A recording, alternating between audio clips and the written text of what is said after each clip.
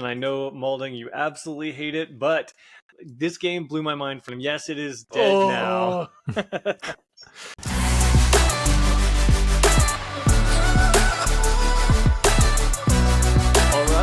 to this week's episode of Good Playing With You, the weekly gaming podcast. I'm Dan Whitehill, and I'm joined by our good playing good buddies, Matt Lord. How's it going? And Matt Maulding. Hey now. In today's show, we're covering the Xbox Partner Showcase, top headlines of the week, revealing our top 3 surprise gaming moments, and if that isn't enough, Maulding is back with a trivia smackdown about video game dogs. But before all that, let's check in with my cadre of Matts and find out what everyone's been playing this week. Lord? Yeah, well, I have to dive into Final Fantasy VII Rebirth, so I am making my way through Final Fantasy VII Remake. I put a bunch of time into that about 6 months ago, put it down, and now I'm at the last part of the game, so hopefully I'll be getting into Rebirth sooner than later. As long as you're not afraid you're going to be burned out by playing so much Final Fantasy. I hope not. I do remember why I kind of took a break, because there's sometimes in that game when I'm like battling enemies, it feels like I'm not doing any damage or like doing anything to them. Maulding, do you have that issue? You've been playing. I felt like it was a lot of fight a little, pause the game to select your item, select your power, and then you fight a little, pause the game, select your power, and it got really frustrating for me. Yeah, I don't know if I'm like missing something, but I'm definitely well towards the end of the game, and I'm like, I'm not doing anything, so hopefully the last bit isn't like super difficult. But hey, we'll knock it out and we'll go on to the next one. And then of course been playing some Overwatch, just PC pool, solo queue, sad days, sad times, but I'm making it happen.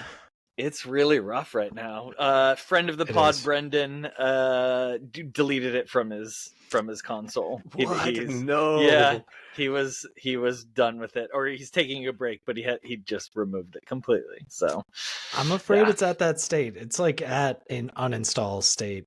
There needs to be some serious reworkings. I don't see how. I mean, the Cowboy Bebop collab that they're doing though is really cool. That could be a reason for me to buy some skins, because that's awesome. But I don't know. I don't see that game living that much. I mean, it takes so long to queue anyway. Sometimes it'll be not for like console. Console is like immediately. Yeah, PC total dead game, unfortunately. And that's it for me. All right, Maulding.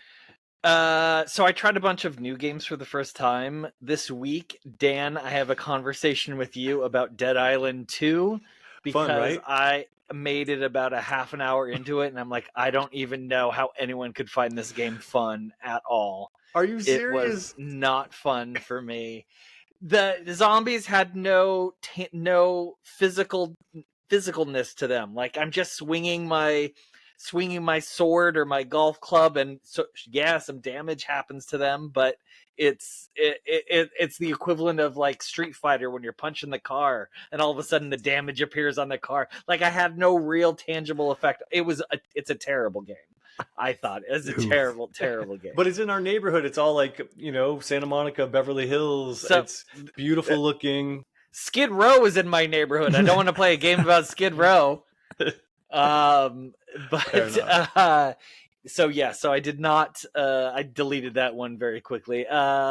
Space Engineers is something that came out on Game Pass this week, and I played that for about 15 minutes. It's pretty janky. I can see how it might be fun on PC with mouse and keyboard, but with a controller to maneuver yourself around was pretty rough. And then so I deleted that one quickly. And then Tales of Arise, which is an RPG, came out this week on Game Pass, but it's been buddy. But sorry, my dog is eating his bone and it's really loud. So I played that one for probably 15-20 hours, but I could see maybe playing it a little bit longer, but I when I'm like playing Tears of the Kingdom again, I'd just rather play Tears of the Kingdom. So that one I got. I'm done with that one too. I think I played probably. about 20 hours of Arise as well. Did you? And I mean, I it's did. fun, but was. it's not. Yeah. It was more of a Tales type game, but I mean, for Game Pass, why not? Yeah, exactly. That's what is so great about Game Pass is you get to try a bunch of these games, and thankfully I didn't spend whatever $35 for it or whatever it is now. Huge win. Dan, what about you? Well, of course, let me guess. Of course, I've been playing a little bit more Helldivers, believe it or not. And it's going great. I mean, the servers are working, that sort of thing. Little bit of controversy this week, though. We had our first nerf, and they really, hit the big weapons pretty hard with that everyone was using. Unfortunately, my precious shotgun breaker, it got the nerf. The railgun got the nerf, and then the energy shield backpack. But they did add some environmental hazards, so it's like, great, you made your game a little bit tougher and you took away our weapons. And so that was a bit of a surprise. I haven't had much chance to try it out, but the community is kind of starting to turn on this because they took away their biggest weapons, and then the developers weren't very nice about it and said essentially get good, or they got in the comments and they were like, well, just use your stratagems, because that's your main weapons aren't supposed to be your main weapons. It's supposed to be stratagems. And people started posting comments or photos of 300-second cooldown on their stratagems and stuff like that as a response in the comments. So it's getting a little spicy in the Helldivers. I mean, I think for the most part, people are trying to maintain a good attitude, but the latest nerf didn't go over very well, and it might hurt. And then unfortunate timing, they also today announced a new war bond, a premium war bond. And the war bonds are like their season pass, but this is a premium one that you have to pay for. Now, if you do play the game, you will earn super credits. Pretty slow clip, but they did show off some new weapons in this war bond. So it had people kind of asking hey, wait a minute, you nerfed our old weapons and now you're announcing new weapons on this paid tier. So that didn't go over so well. I've been earning enough credits that I'll probably end up buying it just to see what the new weapons are like, because I don't want to miss out on anything good. But it starts people asking if it's pay to win, and I don't know. So I think overall things are still going well for that game, and I'm still happy. But if they don't watch their nerfs, it could be, and their communication from the developers, it could be a negative situation there. So, but still loving it. And then the other game I've been playing, I kind of wanted to do a little mini review on. It's called Welcome to Paradise. I'm not sure if you guys have seen this one at all. Are you familiar? No. Well, it's probably a game you both would hate, but it's a game I really like. It is essentially imagine a zombie town builder sort. Yeah, see, zombies and both those town building. Yeah, exactly. And so, and then the hook on this one is it's isometric third person, so you're kind of from above. It's multiplayer, so 4 people can jump in and build a town together. I'm like, there's friendly fire. Are you back in? Oh yeah, I'm back in. I'm kidding. There's no friendly fire. I'm out again. But you can play it single player perfectly fine. You don't have to play with friends. But the kind of twist is that it is a futuristic colony that's been overrun by zombies, but they had invented this technology where they put a helmet on a zombie's head and you can control them. And something went wrong. We don't know what it is, but we've started to take this technology and we're starting to build our zombie army. So you can put the helmet on people and then you can control the zombie to fight for you or protect your base and do all sorts of stuff. And you start getting more and more zombies. I'm on my second zombie right now.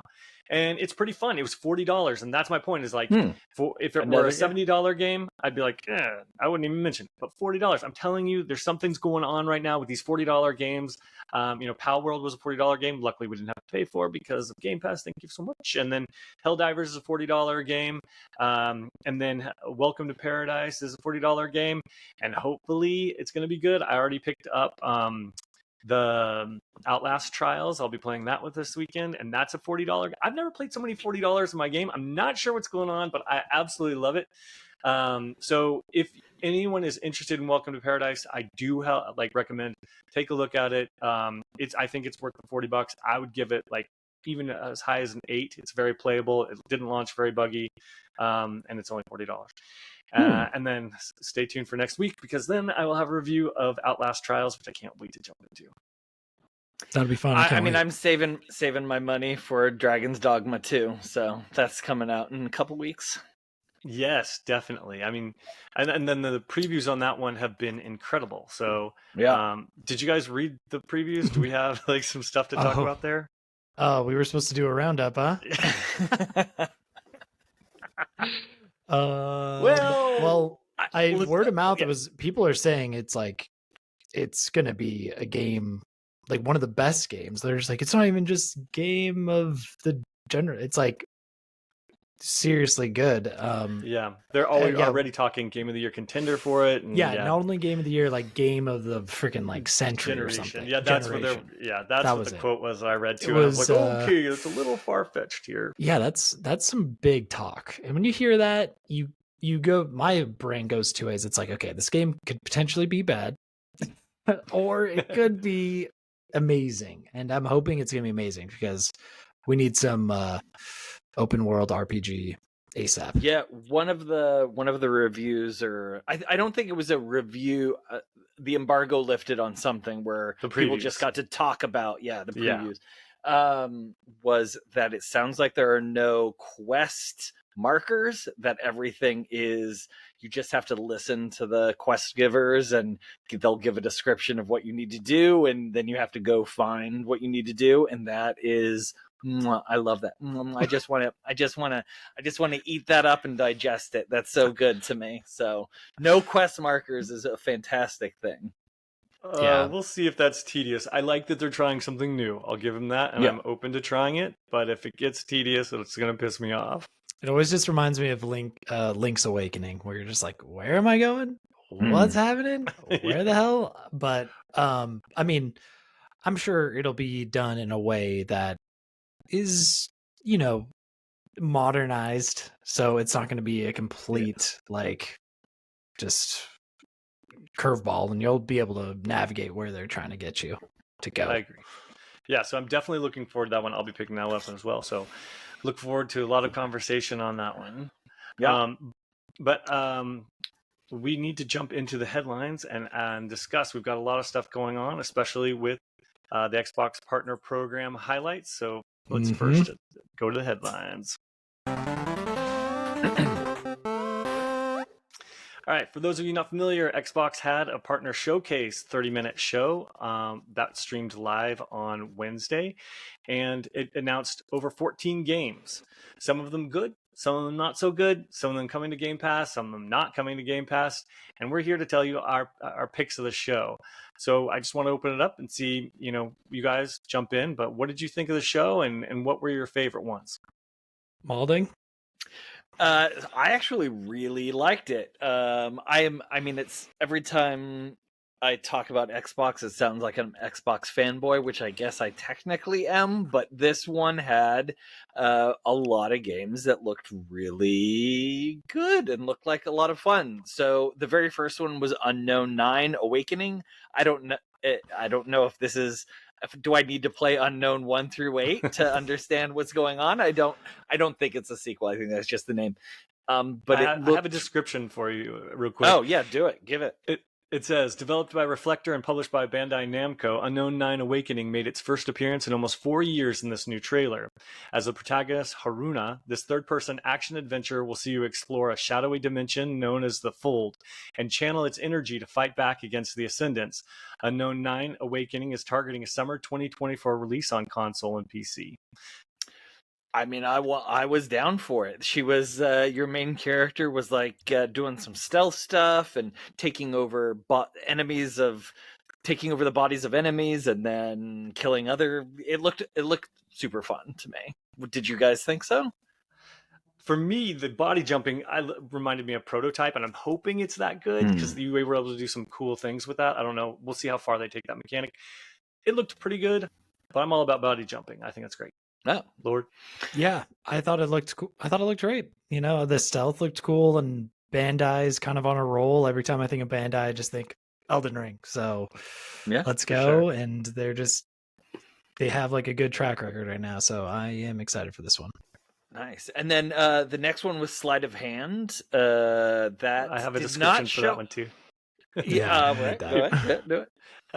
It says a new hard-boiled adventure from Riff Raff Games. Sleight of Hand is billed as a third-person mix of stealth, action, and deck building.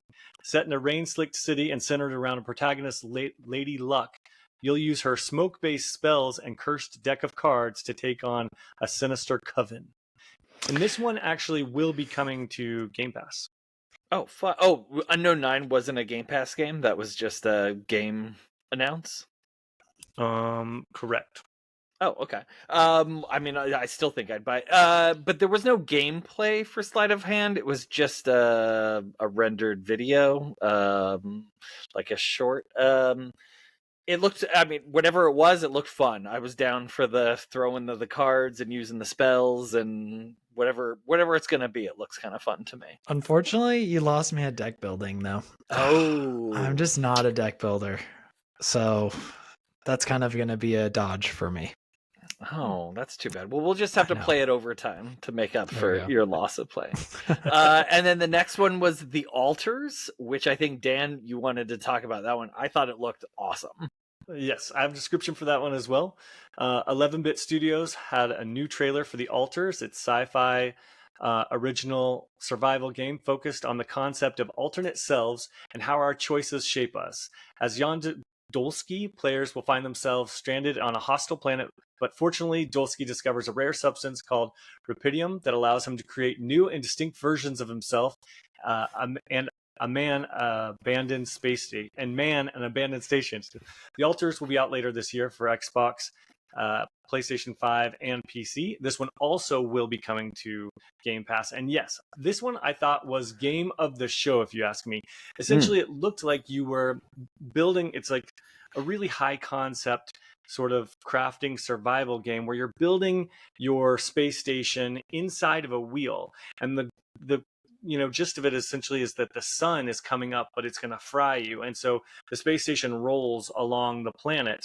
But then, of course, I'm sure things are going to happen with it getting stuck and that sort of stuff. You're going to have to go out in the world. So there are parts where there's like crafting mechanics and leveling up and that sort of stuff. But, as Matt mentioned, that you do have to go back and then you make versions of yourself. But when you make a new version of yourself, it can't be exactly the same. It sounds like you have to choose a version of yourself that did something different in life. And that then changes the abilities that this person is getting. Like maybe you didn't get divorced. Maybe you did go to college. It kind of changes who you are as a person. And therefore, each person that you clone is a little bit different from each other. But unfortunately, those clones don't always get along with each other.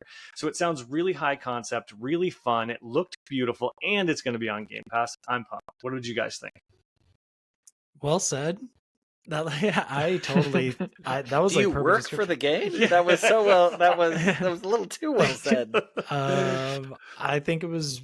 I mean, it looked really cool. I kind of liked how the camera was jumping from like almost like the Fallout Shelter style, where it was showing you the little cells and you're kind of working, and then it also showed how you're going into the third person world. It looked cool. It reminded me of a movie called Moon with Sam Rockwell, where you have the very much that clones, and I think you're right. It did look like a very interesting game that I think this is one that I'll have my sights set on as well. And the base building kind of reminded me of Fallout Shelter a little bit, with that layout. I mean, if you don't have sex with yourself at one point in the game, I'll consider it a disappointment. Agreed. But Agreed. other than that, I'm definitely down for this game. I think it looks super fun. Yeah, agreed. That was the joke I've been holding on for like days. Well, it didn't disappoint, and I highly agree. All right, any other games? So I think there were a couple in the middle that I'm gonna skip over because they didn't grab me at all. There was one that was I noticed it was done by the Critical Role team. It was a platformer. I'm not a huge platformer game, and I don't have the name of it in front of me. I don't know if either of you guys know that one. What was the platformer what did it look like? He looked like he was using different powers. Like there was a freeze power, and then he jumped on the icicle and jumped over to Yes. another platform. Do you know which one I'm talking about?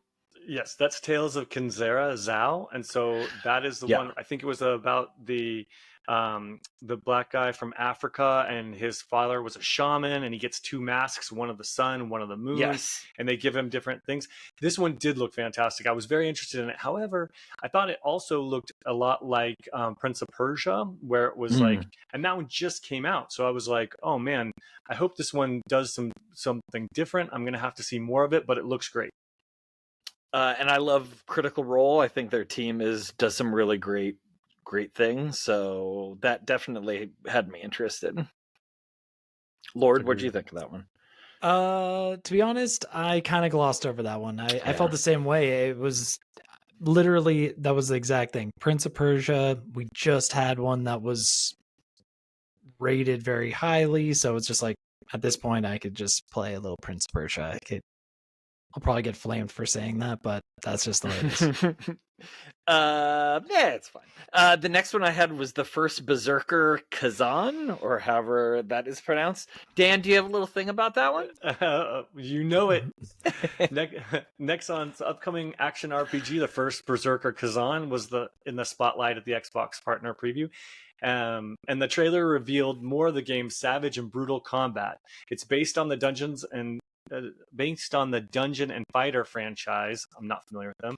You'll be able to wield the hardcore and stylish abilities of the death-defying Khazan as he seeks vengeance on the people responsible for his downfall. This one had a really cool cel-shaded but realistic look. It looked nice. Yeah, it reminded me of like an anime Soulsborne game. Yes, so that's exactly down. I'm down for that. Absolutely. I thought it looked fun. I mean, there was something about the way the character was set in the screen. It looked like it was like further away, or the character was smaller than like a normal Soulsborne character. So maybe you could see more action. Because I know you're going up, you're like flying around in this one. It's just, I feel like now I've played so many Soulsborne games. It's like, am I at a max? Because they're pretty stressful, and I kind of am trash. It's like, do I have room in my brain to get another one in there? Maybe.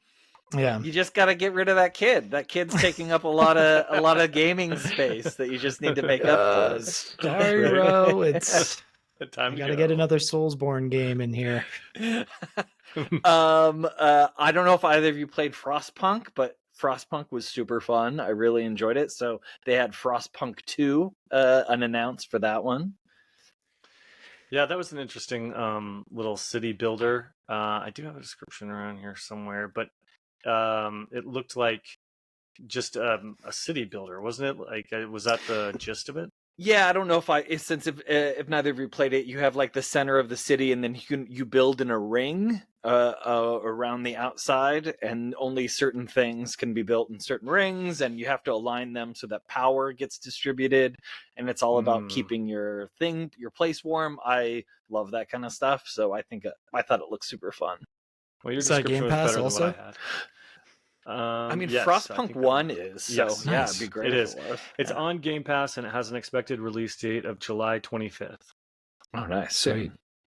And then, Matt, I think you and I both thought the last game that they showed we're super excited for. Why don't you talk about that one?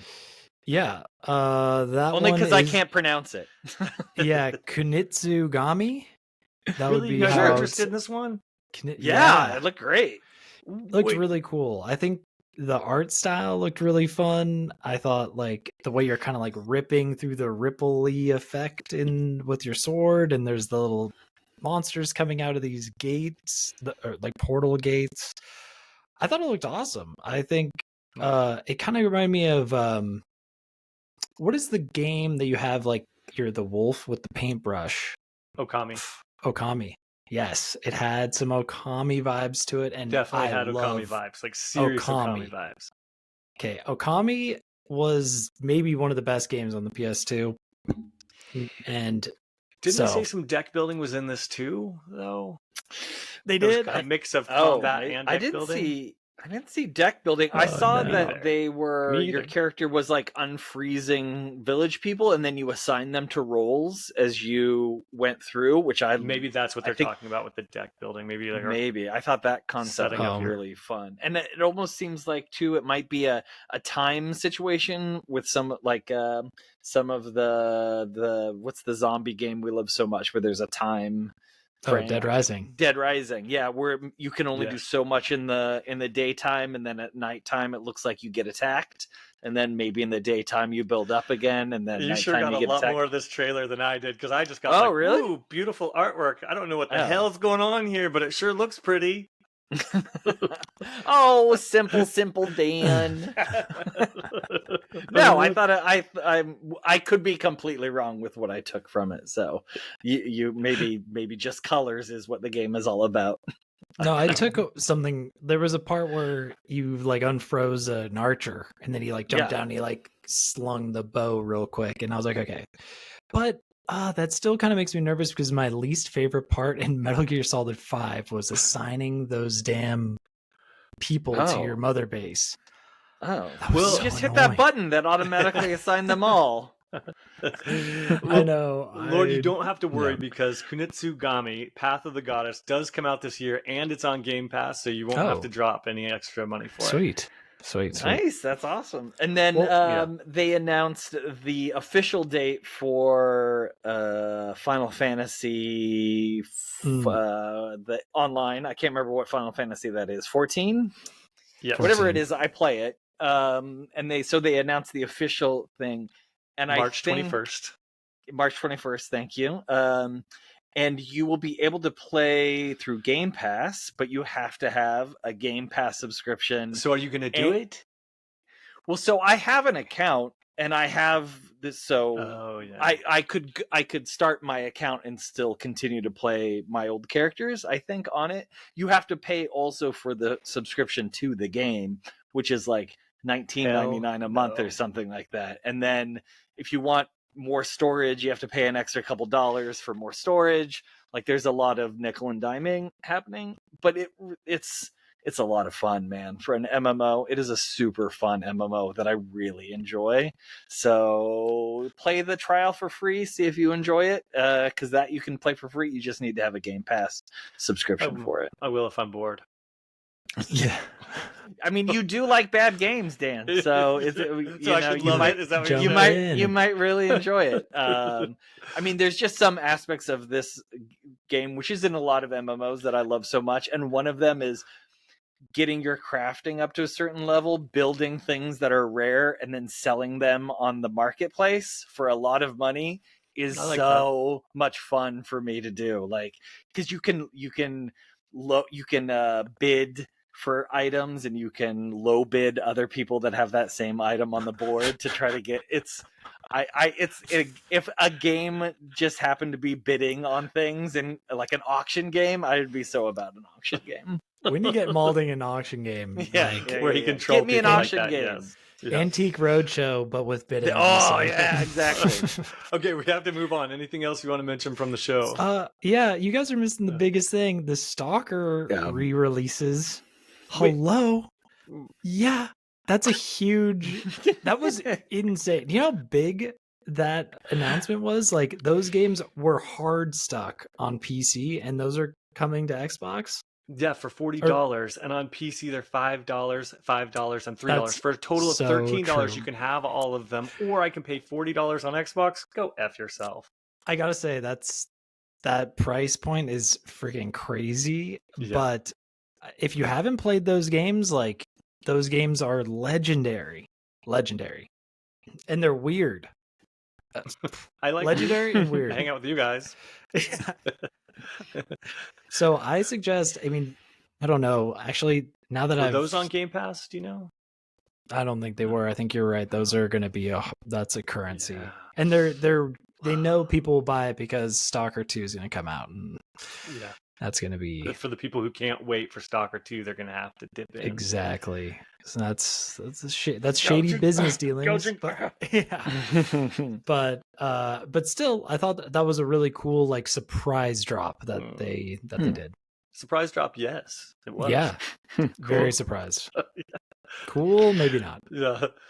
But I thought it was a great showcase. It was Yeah, give better, it a certainly grade. better than the Nintendo one, and Oh, easily. you know, If you guys had the to give it a PlayStation score, ones.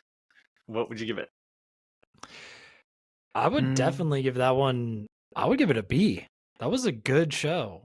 Honestly, this one compared to the developer direct, Yeah, this one was You're more about way it? better. Yeah. Oh my gosh, I can't believe how much better this one. The direct was like not it. This was good. This was B material for me. yeah. B. I would give it a B plus probably. I'll give it a C plus. I love that it came out of nowhere. I think from a marketing perspective, they're really Xbox is saying, you want games, we've got games. So I love this over communication. I want more of it. I thought the games were better looking than I expected. Okay, so maybe B minus, C plus or B minus, somewhere in there. But yeah, it was a good show. Really came out of nowhere because they just had their own showcase, so that was really nice, and it was great to see a lot of it coming to Game Pass. So okay, B minus. It's huge.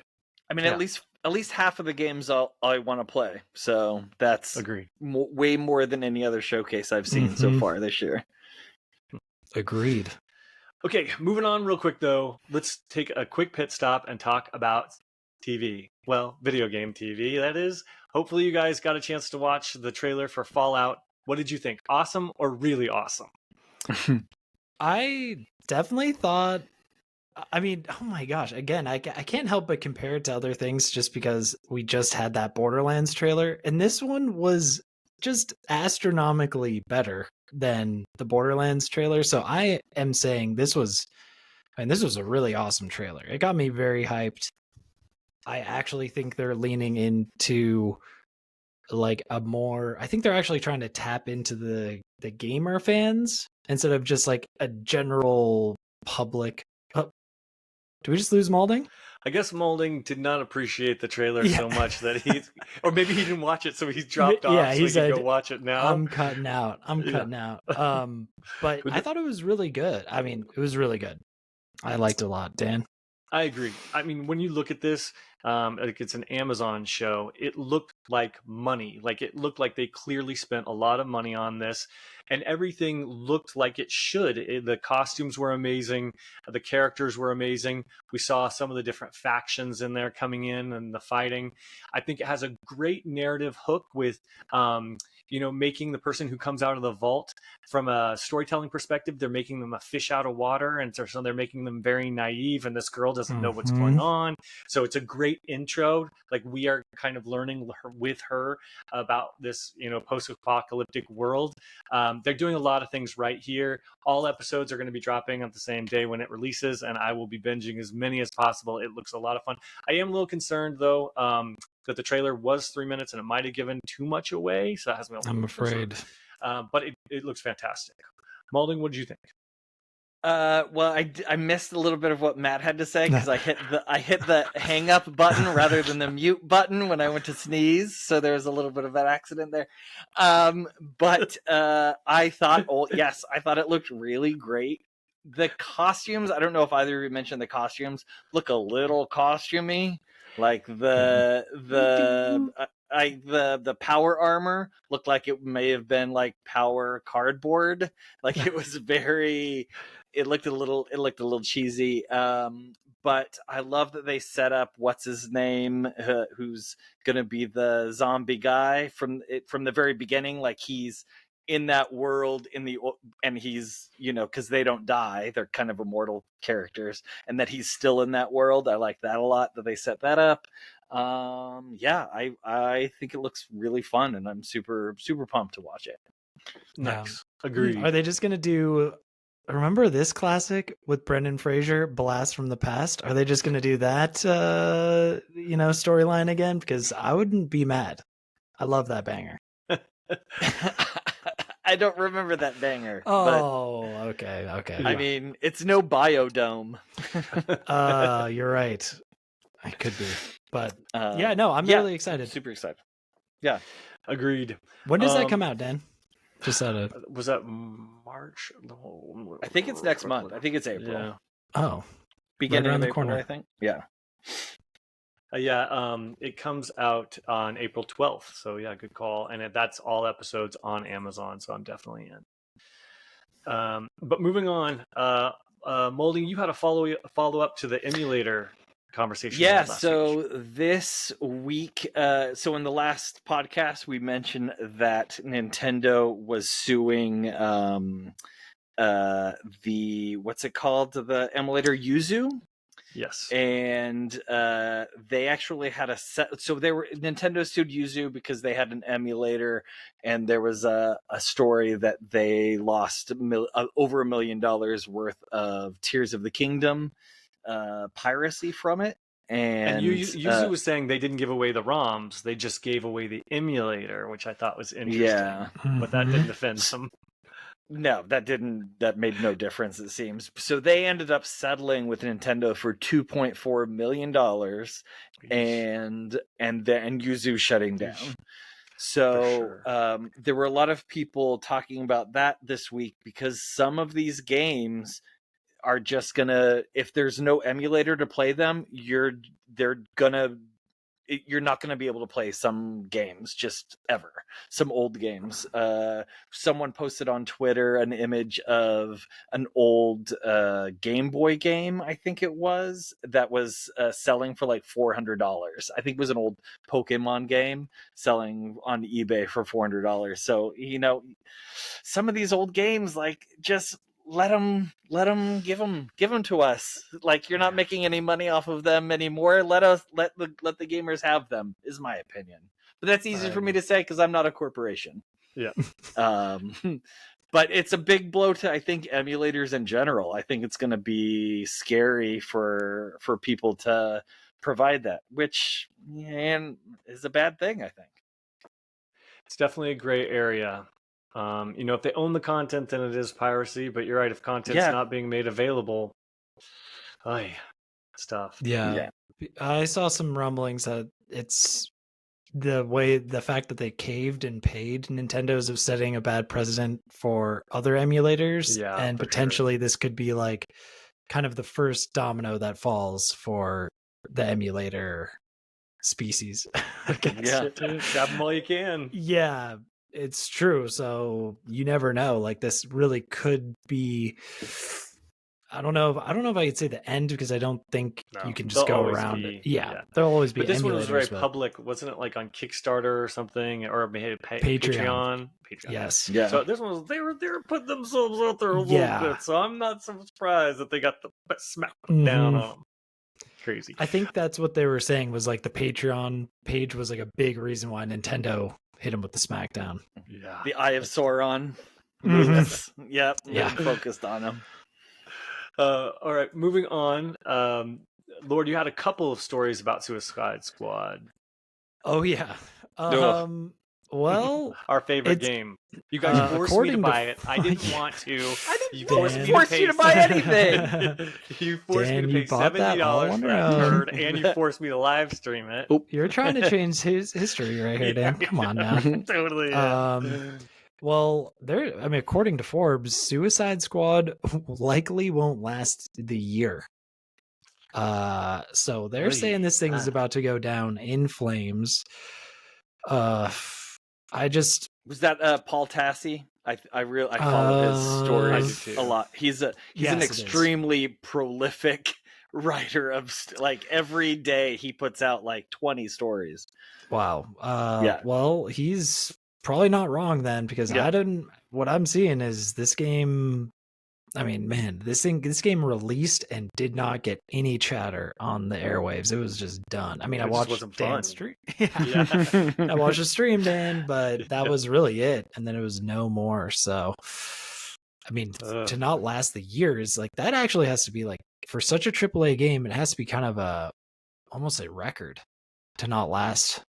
It's crazy. I don't know any other game. Even Avengers lasted, a couple years, and people. And this one's promised characters as DLC and stuff like that. I wonder if it's going to pull like Joker's next, I think. Yeah, and then I think Mr. Freeze was supposed to be in there or something. But is it going to pull like a Redfall where they promised DLC and then They're just quick picking up our calls. You know what I'm saying? Like, Oof. who Yeah. knows what happens to these games? But then, but continue on, Lord. Let them know of the second half of it. What I think is even crazier. Oh yeah, so then WB, they come out and they say they want to move away from AAA titles and lean into free to play and mobile games. And I'm like, in my mind, I'm just like, this is the kiss of death for video games as we know it. Like, download your Yuzus. No, I'm kidding. Because I'm just like, when you hear somebody like WB saying that, I get super nervous. Like, what Well- kind of games can we expect from them moving forward? If that's their reaction, then my response is sell Rocksteady, because you've got like a thoroughbred horse here who can run and race and make AAA games that are not. I mean, albeit Suicide Squad sucked, but I mean, come on, those Batman games are legendary. Some of the best games out there, and let them go and do their thing. Don't force this, these really high quality studio to then turn around and make this stuff that they just weren't designed for. It's not going to go well again. I think it's what happens when you get executives who are not gamers and they see a game fail and they think, oh, it failed because of X, Y, and Z. Marketing failed because of no one was buying the DLC, failed because it failed because it wasn't a good game. True. And that's where you have to start by making a great game and allowing the developers to not be inundated with corporations and their requirements to chase some sort of value that you're just not going to get. I don't know. That was a bit of a word salad, but No, but you got to start with like making a good game. That's the Yes, basis. exactly. It's just like movies. Allow a director to have their vision, like Denis Villeneuve and his Dune 2, which is just his vision for that fantastic Mhm. movie, and let them go make the game that they want to make, and keep And the executives out of it. and what I read, or what I hear in my mind when I read this is like they're planning on releasing just some janky free to play game and Yeah. just, always falling back on well, it's free. Like, you can't complain about this. And then they're just making money hand over fist with skins and cosmetics. And that's the downfall. That's it. That's like the final straw. So when I read that, I got super nervous because these companies love to copy each other, and you could see another major, company following suit. Sad times. Yep. I mean, Warner Brothers is the distributor of The Witcher, like one of the best games. For sure. Witcher yeah. 3, one of the best games ever. And if they can't learn a lesson from a great single player game like that, I mean, I And don't they did honestly Hogwarts as know. well. They published Hogwarts. Yeah, I mean, again, and then I think that was I think that was part of that story was, hey, let's make Hogwarts a live service game. Let's make a Harry Potter live service game. That's not the right lesson to draw from a successful franchise. It's the opposite lesson. I Yeah, know. it's Who's very telling frustrating. them this I stuff? don't Like, know. where is this It's information executives. coming It's from? people who don't play games. I think It's Matt people who nailed don't play. it. It's It's All right, crazy. we got to move on here. But speaking of creators and making content that's either good or bad, that has an impact on people, I wanted to this week kind of talk about, 9 games essentially, 3 from each of us, that has, surprised us or shocked us in some ways. Whether it was, a mechanic, a plot twist, or something that you've never even tried before. What are like 3 games that come to mind? Because I know there can be many. I mean, that's the great thing about video games is they make us think and feel things. But what are like 3 games that come to mind? And we can go round robin here and I'd like to know, like, what's a game that kind of shocked or surprised you, and what about it shocked and surprised you? Let's start with Maulding. So I think the first one I put on my list was Stardew Valley. So when I first played Stardew Valley, I was like, what is this boring ass farming simulator game? and I put it down immediately, and I was like, oh, I just wasted whatever I put into it. And then I think I was on a plane and I was playing it on my Switch, and something just clicked with it, and I got it, and I played it straight. It was the only game I think I played for probably 2 months, maybe. I ended up just absolutely loving it. And then I think, Dan, you played it. We shared a world for a little bit, a time, and farmed together. And there was just something, the gameplay loop was just something I got really addicted to, and really enjoyed. Since then, I tried to go back to it and capture that feeling, and lightning didn't strike twice. But the first time I played it, I really loved it. Nice. Lord? Yeah, well, do you want me to go all three, or you want me to go just one? We're gonna round robin this sucker. Oh, gotcha. Well, my first one is Fall Guys. I picked that one up, and I wasn't so sure about it. I just thought it was a silly looking character you're kind of doing some platforming stuff on, and boy, that game was really fun and super addicting. And one of the most fun things I can think of is I had a buddy of mine, and I was working evenings at the time. He would come over, we'd eat Taco Bell, and we'd sit and we'd play local multiplayer, just passing the controller back and forth, playing Fall Guys.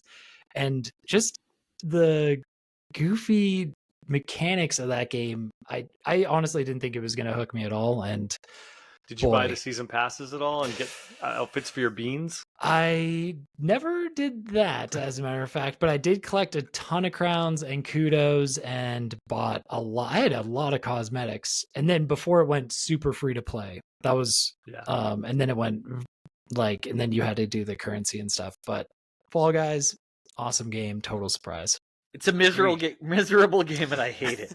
And I only hate it because I'm not good at it. That is the definition of that game being like, get good. Yeah. And then I might enjoy it, but I'm so bad at it that I'm like, this game, I hate it.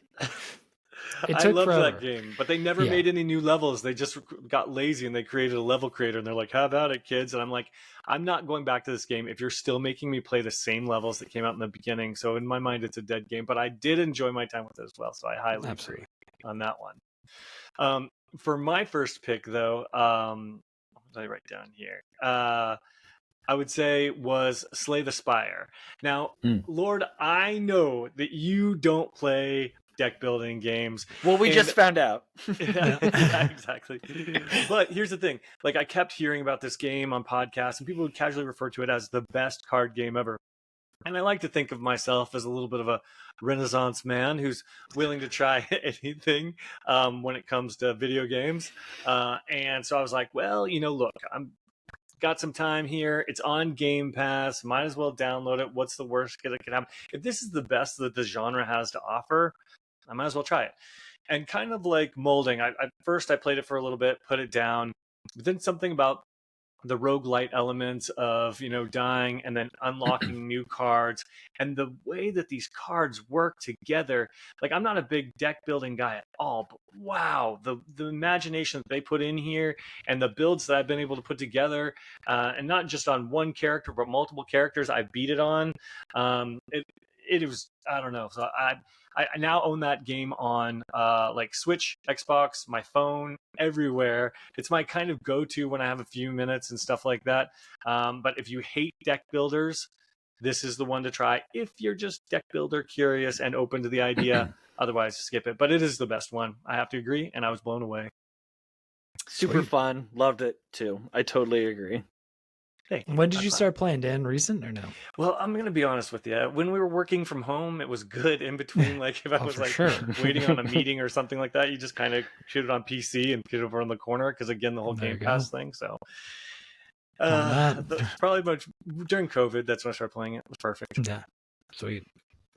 So all my games have a theme of when I first started playing it, I hated it, and then I went back to it and loved it. So my second one is Divinity: Original Sin, which is people say it's held up as one of the best RPGs ever. That one, it's Larian. They did that one. They did Divinity: Original Sin 2, and then they did obviously Baldur's Gate 3. And you can see the influences of this first game in the other two games. And what clicked with me with this game is you start playing it, and then you're gathering things, and then there is a part of the game where you combine things, and you just kind of experiment and combine. Oh, here's you can combine the a pizza dough with an oven, and you get a pizza. And I'm like, oh, if you do that, what if you combine this needle with thread? You get a needle and thread. You combine this needle and thread with an eyeball, and you make it, and you get a necklace. And then you just kind of build these things, and I love loved eyeball it. necklaces. Well, and then the eyeball necklace, you make magic, and then it allows you to get like a +2 or something like that. Like there's a progression to it. You could make I don't know. Something about that element of the game turned me around on it, and then I loved everything else about it after that point. Like then I started paying attention to the fantasy elements, and yeah, I cannot recommend those games enough. If you like Baldur's Gate 3, you'd love these games. Lots of humor, and the battling is fun, and I loved it. Did either of you play this? Dan, I'm sure you didn't play it. Hail Lord, to the did you no. play it? I've seen some of it be played, and it looks wild. Yeah, Very it's super fun. very deep. Yeah, it's super fun. Right on. Yeah. Lord, moving on. Yeah, well, I mean, this one's kind of just, this is as broy as it gets, but Call of Duty Modern Warfare 2019. At that point, I thought I was done playing Call of Duty games. And even when this game came out, I said, I am not playing any more Call of Duties. And then I played the demo, and I realized, okay, I'm dead wrong. That Call of Duty rewrote the history of Call of Duties. The graphics were they were insane. They still hold up. The guns were so far beyond what they were. It was just like, it was amazing. You just everything from the attachments to just the look of the guns, they looked amazing. That game just kind of blew me away. I don't think they've just kind of, I think they didn't mean to make such a good Call of Duty at the time. So they're kind of like scrambling to like make it a little worse. And so they can, they don't. They've been chasing that high. Yeah. So Call of Duty 2019, huge surprise for me. I don't think I ever I mean, is it called Call of Duty 2019? Or it's Call of Duty. What's Call of Duty Modern Warfare. But like, it was, you know, like it could be confused with the original. Yeah. Oh, I'm thinking of the original then. Yeah. Yes. Yeah, which was great too, but this one was, I think, for a modern game, very good. Nice. Dan? Yes, moving on. For my next one, it was kind of out of left field for me, and I know, Maulding, you absolutely hate it, but this game blew my mind for sure. When it was in its heyday, it was Friday the 13th, and yes, it is dead now. But it was truly a great game. It was one of the most social games and fun games that I've ever played. In fact, I still have friends to this day that I've made while playing that game, and we play other games. We just played Helldivers with some friends and stuff like that. It was janky AF, yes, but the people who played it were really funny and really good, and you had to work together if you were going to win, so that encouraged people to be on their microphone. And you know, unfortunately, the whole lawsuit thing happened, and then it kind of eventually died. But the formula was really, really fun, and teaming up against the Jason and getting a Jason kill was really, really fun. It was a fantastic game for a weekend night, especially after a couple beers. So I'll give that game a couple kudos. I'll give it that it probably, if it wasn't for that game, Dead by Daylight probably wouldn't exist, maybe, because it did come out before Dead of Daylight, and I think DVD took a lot of direction from it, possibly. That's just my guess. And more games need... was on PC, so I love that you're actually saying something nice about one. Okay. Well, then I'm completely wrong. So don't listen to me on that one. So never mind. And I take away that kudo. But more games, more online co-op games need to have location-based audio, so that when you're in a party and you're near each other, you hear each other. But when you're far away, you can't hear them. I love that more online games need to do that. Agreed. Lethal Company did that, and it was Did they? really funny. Yes. Yeah. I'm hoping that game comes to the console because we should all play, and that'll be hilarious. Another one. Maulding, what's your next one? What's your final? Well, I mean, vice versa, Dan. You hate this game. I love it. Monster Hunter World, another game I played. I played 20 minutes of it when I bought it day one, $60. Played it 20 minutes, and I was so upset that I had just spent that money on that game, and so angry. I wanted to get a refund. Then again, came back probably a year later and played it again and played it nonstop. I have hundreds of hours into that game. I've played it through multiple times, each time trying out a new weapon and having that be my main weapon. I absolutely adore that game. Cannot recommend it enough. If you don't like it, you have no taste and should not be playing video games, let alone have a video game podcast. It's so good. That's Lord, my take. We know what I think about it. What did you think? Did you like it? I played a pretty good amount. I played a lot of the 3DS one, but not World. Like the Monster Hunter was almost an exclusive 3DS game for me, but I know a lot of friends who put in so much time into that game, and I just couldn't do it either. There's something about the loop the that DLC. didn't. I tried so hard to like it, Matt, I swear. Oh, it's so good. It's so good. I'm with you. I'm so upset with you, yeah. Lord, what's your next one? For me, this one's very lighthearted. Quiplash from the Jackbox Party Pack. So good. That's way out of my wheelhouse for something that I feel like I would like, and I bought it on the Switch. I think it was Jackbox 8 or 7. And wow, Quiplash, like it changes. Like if you have some people over and you want to play a game and you all bust out I love that it connects to your phone. It's like everyone's happy. Everyone's on their phone, everyone's hanging out, everyone's making raunchy jokes. It's For sure.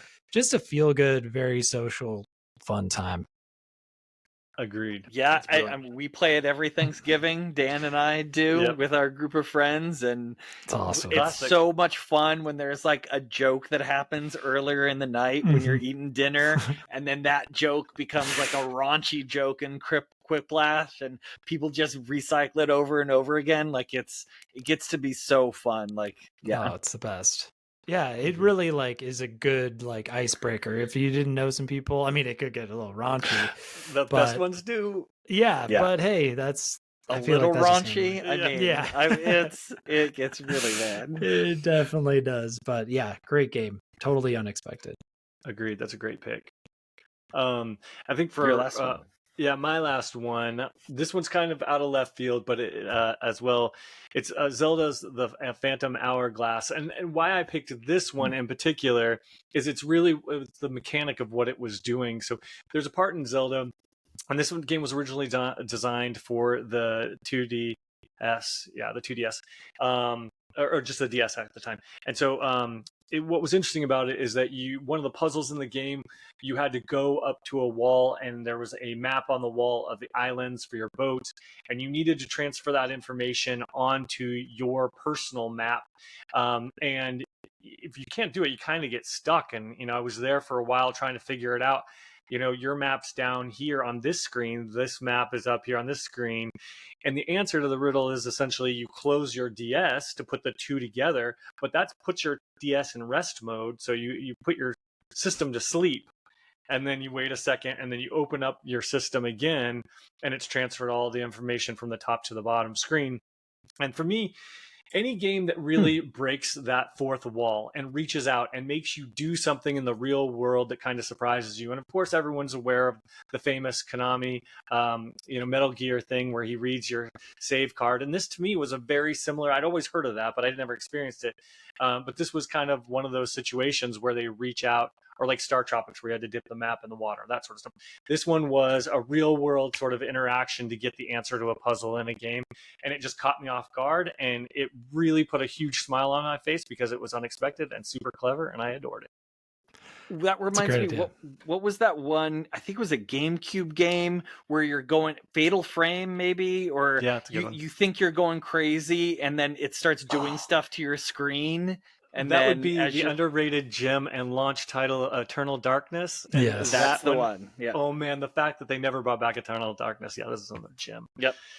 Love that. But yeah, one. awesome. Well, thank you, gentlemen. I really appreciate you sharing some of your most surprising moments and best games. I really, enjoyed hearing some of that. Brought back a lot of stuff, and then I also have some that you kind of made me curious and want to try. But Monster Hunter World. except for that one. Uh. But that's essentially all the time. Now let's jump into some molding trivia.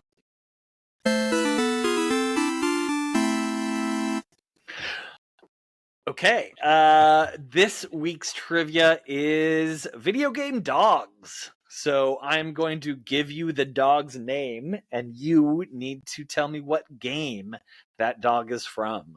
So I think Dan went first last game. Yep. So we are Just let me going know. Matt Lord. You are first. do it, I Maulding. am going to pull up my timer because You're this going might down, be. Lord. That's all I have to say. I'm ready. This might be a I'm ready for timer another thing. one. So here we go. Remember, I'm going to give you the name of the Mhm. dog. You give me the video game it's from. Ready? Here we go. Dog meat. Fallout 4. D-Dog. Oh, Metal Gear Solid 5. The Laughing Dog. Pass. Boomer. Man, pass. Alice. Oh my goodness, Alice. Animal Crossing. Chop. Chop. Why am I pass? Barbas. Pass. Okay, this one is just a say. Koromaru. Final Fantasy. Mira. Oh, Myra? Pass. Myra or Mira? And Pass. Amaratsaru. Amaratsaru. Xenoblade. Do you want to go back to any of them? No. Those were Okay. hard. Those were hard, Oh, Maulding. no, those were hard. Those okay. were hard. I right. made it too difficult. I'm sorry. Those were tricky, but I liked it. That was good. Let's see. Oh no, I'm I feel nervous. like Okay, let's do You it. did it 1 minute and 7 seconds. Okay. Dan, we are resetting the clock, getting rid of this ad because I'm too cheap to buy an actual clock. And here we go. Dog meat. Fallout. Which one? 4. D-Dog. DuckTales. The Laughing Dog. Duck Hunt. Boomer. Skip. Alice. The Guy Game. Chop. Oh, GTA 5. Barbas. Sea of Thieves. Korumaru. Tales of Arise. Mira. It could be Myra too, but it could be Mira or Myra. Helldivers. Amaratsaru. Or Amaratsu. Exactly, and that's from Okami. All right, that's it. So, Dan, in 1 minute and 3 seconds, you got 4 correct, and Matt Lord got 2 correct. Oh my! I missed the Okami dog. You missed the Okami dog, yeah. We were talking about it earlier, and I'm like, oh, that means they're both going to get it correct. Oh my god! That is awesome. Well, it's been a sec since I played that one. Wow, I got trashed. Dog meat, yes. Fallout 4, D-Dog, Metal Gear Solid 5. You guys both got that. Unfortunately, that is where Matt Lord stopped getting I went answers off the correct. rails. The Laughing Dog is Duck Hunt. I He should have doesn't gotten have that an one. official name. It is Laughing Dog. Boomer is from Far Cry 5. He's one of the animal companions in Far Oh, Cry 5. Damn, yeah, that's right. So I thought both of you might get this because you both played this game. Alice is from The Last of Us Part 2. That was the dog that evidently saved someone in Last of Us Part 2. I don't know. I haven't played it. So Hmm. I don't remember a Chop. dog. Chop is GTA 5. Dan got that one. Nice. Barbas is from Skyrim. Koromaru is from Persona 3. Myra is Silent Hill 2. And Amaratasu, however you pronounce it, I'm sorry, is Amaretto? Okami. Yeah, Amaretto is Okami. So Should have. I did make that too hard. I'm so sorry. I No, apologize. that was a good one. That was No, that no. was- that I was was fine with plenty good. That was Yeah, good stuff. Dan. Dan nailed it. I was a little. I can't believe I got this Okami one. Oh, I'm trash. That just makes it, my That win hurts. even that much sweeter. That seriously was. Your delicious, Next- delicious Matt tears. Next Yeah, week will like- be video game I- cats, of which there's only probably 2 of them. So Oh, it'll there be we an go. easy one. No, That sounds it's like not. hell. Okay, Yeah. good. Okay, on that note, we need to wrap things up. But please make sure you're subscribed to our socials. Maulding, they are. Yeah, we're at Good Play With You on Twitter. We are now verified. We're an official Twitter account. You can Nice. email us if you have any questions or want to submit a topic is goodplayingwithyou@gmail.com. And our YouTube channel is Good Playing With You. And we will soon have a TikTok, soon have a Facebook, and soon have an Instagram. We're just waiting on some things. Exactly. But that's all the time we have today. On behalf of the Good Playing crew, Matt Lord, Matt Maulding, and myself, Dan Whitehill, have a great weekend. And as always, good playing with you. Good playing with Playing you. with you.